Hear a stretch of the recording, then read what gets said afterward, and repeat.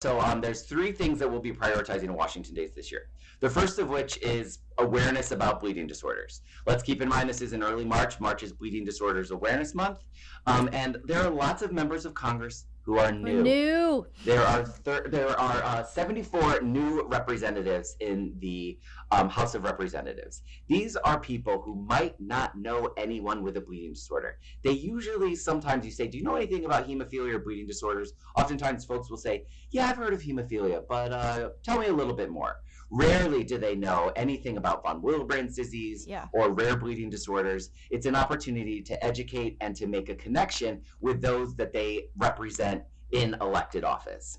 So people often make connections. This is what my family has gone through. We live in your district. You represent my family and our concerns. Here's what I want you to know about people living with bleeding disorders that you represent in Congress.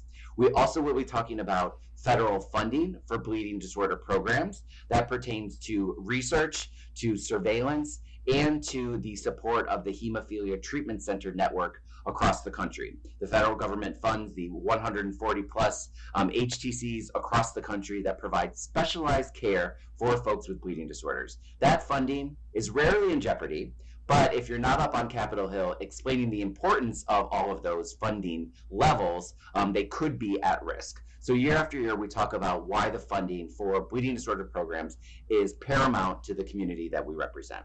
And then finally, we'll be talking about accumulator adjusters, which I know is something you've talked about on this program before. It's a very complicated insurance practice that can be very, very damaging for folks with rare disorders that are particularly costly.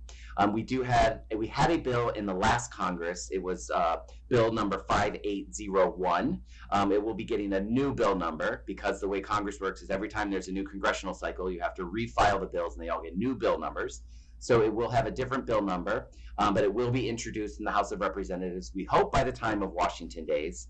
And we're still looking for a Senate sponsor because you can't pass anything, can't make anything into law unless identical versions of the legislation is passed in both the House and the Senate. We don't yet have a Senate sponsor for the bill, and that's why we're going up to Capitol Hill to talk about the importance of this issue as it impacts the bleeding disorders community. And hopefully from all of those efforts, we'll identify somebody who can champion the issue in the Senate.